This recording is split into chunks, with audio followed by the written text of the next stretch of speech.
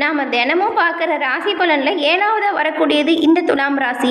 சுக்கிர பகவான ராசி அதிபதியாக கொண்ட துலாம் ராசி அன்பர்களுக்கு இந்த மாதத்தின் கிரக நிலைகளால் ஏற்படக்கூடிய சாதகமான பயன்கள் என்ன, பாதகமான பயன்கள் என்ன, என்ன செஞ்சீங்கன்னா பாதகமான பயன்களிலிருந்து விடுபட்டு வெளிவர முடியும். நன்மைகள் பெற நீங்கள் ஒரு சில விஷயத்தை தவிர்த்தாலே போதும். அது என்ன மாதிரியான விஷயம், இது பற்றின முழுமையான தகவலையுமே உங்களுக்காக இந்த பதிவில் நாங்கள் சொல்லியிருக்கோம். இந்த பதிவு நீங்கள் பயன்பெறும் வகையில் அமையும், அதனால் ஸ்கிப் பண்ணாமல் முழுமையாக பாருங்கள். நீங்கள் இப்போ தான் ஃபர்ஸ்ட் டைம் நம்மளோட சேனலை பார்க்குறவங்களா இருந்தால் மறக்காமல் சப்ஸ்கிரைப் பண்ணி வச்சுக்கோங்க. பங்குனி மாதம் அப்படிங்கிறது வசந்த காலத்தின் தொடக்கம். ஆமாம், தமிழ் மாதத்தில் 12 மாதங்கள்லேயே கடைசியாக வருது இந்த மாதம். இந்த மாதம் அப்படிங்கிறது சூரிய பகவான் மீன ராசியில் பயணம் செய்யும் பொழுது இதனை மீன மாதம் அப்படின்னும் சொல்லுவாங்க. சூரியன் மீன ராசியில் ராகு பகவானோட சஞ்சாரம் செய்கிறார். செவ்வாய் 2ஆம் தேதி கும்ப ராசிக்கு செல்கிறார். புதன் 12ஆம் தேதி மீன ராசியிலிருந்து மேச ராசிக்கு இடம்பெயரார். 27ஆம் தேதி வக்ரகதி அடைந்து புதன் மீன ராசிக்கு வருகிறார். குரு மேச ராசியிலேயே இருக்கிறார். கும்பராசியில் இருக்கக்கூடிய சுக்கிரன் 17ஆம் தேதி மீன ராசிக்கு செல்கிறார். சனி கும்ப ராசியில் அமர்கிறார். ராகு மீன ராசியில் பயணம் செய்ய போகிறார். இந்த கிரக நிலைகளால் இந்த துலாம் ராசி அன்பர்களுக்கு உண்டாகக்கூடிய பயன்கள் என்ன அப்படிங்கிறதையும், ஒரு சில விஷயத்தை தவிர்ப்பதன் மூலம் உண்டாகக்கூடிய நல்ல விஷயங்கள் என்ன அப்படிங்கிறதையும் நாம் தொடர்ந்து பார்க்கலாம். துலாம் ராசியில் இருக்கக்கூடிய சித்திரை, சுவாதி, விசாகம் இந்த 3 நட்சத்திரக்காரங்களுமே செவ்வாய்க்கிழமையில் முருகன் வழிபாடு செய்வதன் மூலம் உங்களோட வாழ்க்கையில் பல முன்னேற்றத்தை அடைய முடியும். வருகிற தடைகளையும் கஷ்டங்களையும் முருகப்பெருமான் உங்களை விட்டு விலக்கிடுவார். உங்களுக்கு முருகப்பெருமான் பிடிக்கும் என்றாலும் சரவணபவ முருகா போற்றி அப்படிங்கிற மந்திரத்தை 3 முறை நம்மளோட சேனலில் கமெண்ட் பாக்ஸில் தெரிவிங்க. உங்களுக்காக முருகப்பெருமானிடம் நாங்கள் பிரார்த்தனையும் உங்களோட செயல்கள் அனைத்தும் நல்லதாக நடக்க வாழ்த்துக்களையும் சொல்லிக்கிறோம். இந்த துலாம் ராசி அப்படின்னு சொன்னாலே உங்ககிட்ட இருக்கக்கூடிய ஒரு ஸ்பெஷாலிட்டி என்ன அப்படின்னு கேட்டால், உங்களுக்கு இருக்கக்கூடிய பேச்சு திறமை தான். ஆமாம், எப்பேற்பட்ட பிரச்சனை வந்தாலும் சரி அதை அப்படியே ரொம்பவும் அசால்ட்டாக தீர்த்துடுவீங்க. யாராச்சும் ஒரு 2 பேருக்கு சமரசம் செய்யணும் அப்படின்னு நினச்சா துலாம் ராசிக்காரங்களை கூப்பிட்டாலே போதும். பிரிந்து போன எதிரிகளை கூட ஒன்று சேர்த்திடுவீங்க. நீங்கள் எப்பொழுதுமே சுறுசுறுப்பாக செயல்படக்கூடிய நபர்களாகவும் பாசிட்டிவான விஷயங்களை பேசுகிறவங்களும் தான் நீங்கள். அதே போல் இந்த நெகட்டிவாக பேசுகிறவங்கள பிடிக்கவே பிடிக்காது. யாராச்சும் ஆபாசமாக பேசுகிறவங்களையும் துர்வார்த்தைகளை கொட்டுறாங்க இல்லையா, அவங்களையும் பார்த்தா அவங்க கிட்டது விலகிடுவீங்க. எல்லோரோலையுமே கவர்ந்திழுக்கக்கூடிய வகையில் உங்களோட பேச்சு திறமை இருக்கும். உங்களோட பேச்சில் ஒரு மென்மையும் இருக்கும். அது மட்டும் இல்லாமல் இந்த துலாம் ராசிக்காரங்களை இனிமையான பேச்சுக்கு சொந்தக்காரங்க அப்படின்னு கூட சொல்லலாம். சற்று குரலை உயர்த்தி பேசினா கூட உங்களோட வாதம் அப்படிங்கிறது சரிக்கு சரியாக இருக்கும். விமர்சனங்களை ஏற்றுக்கிட்டாலுமே அதற்காக நீங்கள் கவலைப்பட மாட்டீங்க. தன்னை பற்றி மற்றவங்க கவனிக்கும்படி தான் உங்களோட ஒவ்வொரு செயலுமே இருக்கும். கொஞ்சம் சொகுசாக இருக்கணும் அப்படின்னு விரும்பக்கூடியவங்களாக இருப்பீங்க. மிகப்பெரிய காரியத்தையுமே ரொம்பவும் எளிதாக செஞ்சு முடிச்சு காட்டிடுவீங்க. அதிலும் உங்களுக்கு சுக்கிர திசை வரும் பொழுதுலாம் நீங்கள் ரொம்பவுமே பெரிய சாதனைகளை படைக்கக்கூடிய யோகம் பொருந்தியவங்க தான் இந்த துலாம் ராசியை சேர்ந்தவங்க. துலாம் ராசினாவே இவ்வளவு சிறப்பான குணம் உங்ககிட்ட இருக்குது. இவ்வளவு சிறப்பான குணம் படித்த உங்களுக்கு இந்த மாதத்தில் ஏற்படக்கூடிய பயன்கள்.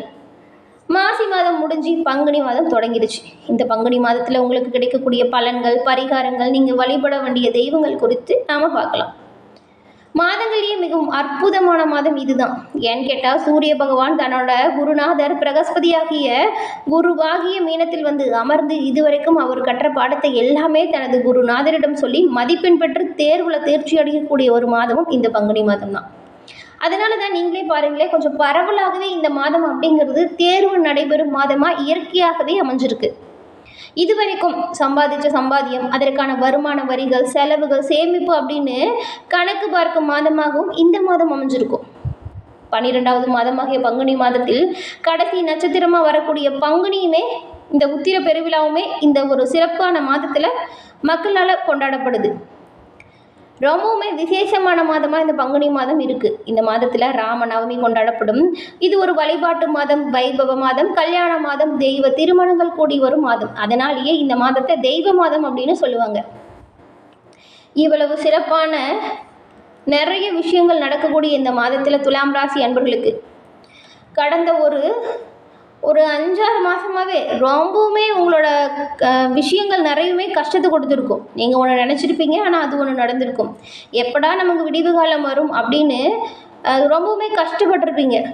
துலாம் ராசிக்காரங்களுக்கு கடந்த ஒரு மாத காலமாக 5ஆம் வீட்டில் உட்கார்ந்து உங்களையும் உங்களோட உறவுகளையும் பாடாப்படுத்திட்டு இருந்த சூரிய பகவான் இப்போது இந்த மாதம் 6ஆம் வீட்டில் நுழைய போகிறார். அதனால் இந்த மாதம் முழுக்க முழுக்க உங்களுக்கு எல்லா வகையிலையுமே வெற்றி காணக்கூடிய வாய்ப்பு இருக்குது. இவ்வளவு நாள் நீங்கள் நினச்சிட்டு இருந்த நல்ல காலம் பிறந்துருச்சுன்னே சொல்லலாம். இந்த மாதத்தை எல்லா முயற்சிகளுமே வெற்றி பாதையை கொடுக்கும். எல்லா வகையிலுமே நீங்கள் நினைக்கிற விஷயங்கள் வெற்றியை தரும்.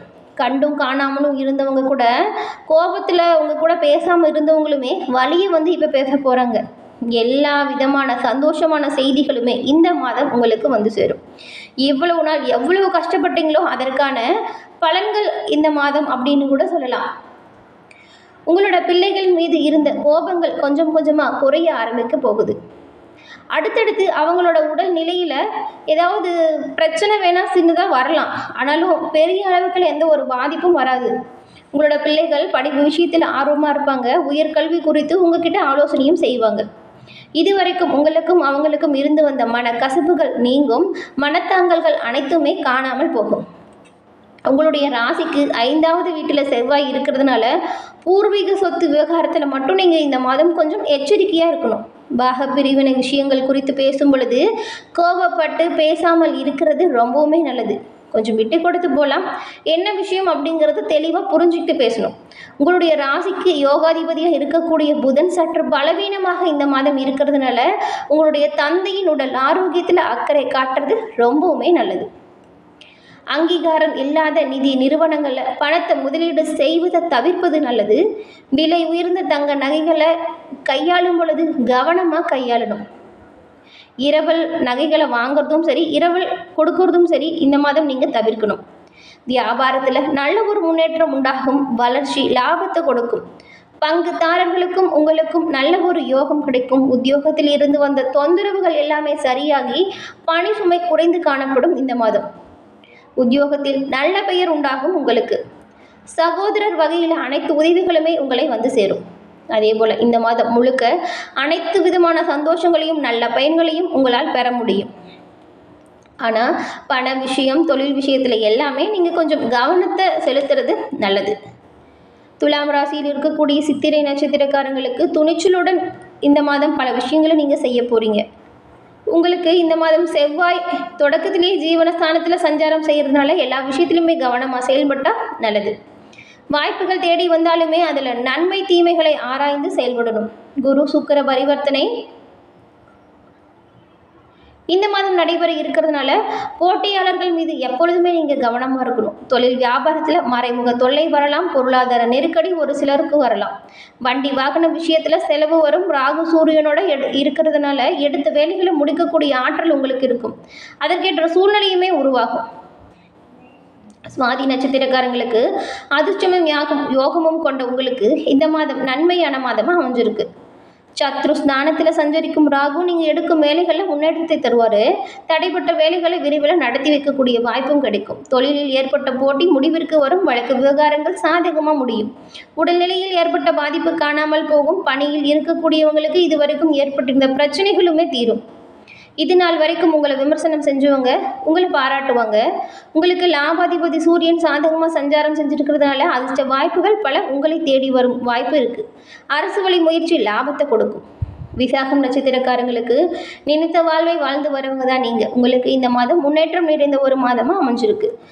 குரு பகவான் அஷ்டமஸ்தானத்தில் சஞ்சரித்தாலுமே உங்களோட ராசிநாதனோட பரிவர்த்தனை இருக்கிறதுனால நினச்ச வேலையை நினச்சபடி நடத்தி முடிச்சு காட்ட போகிறீங்க.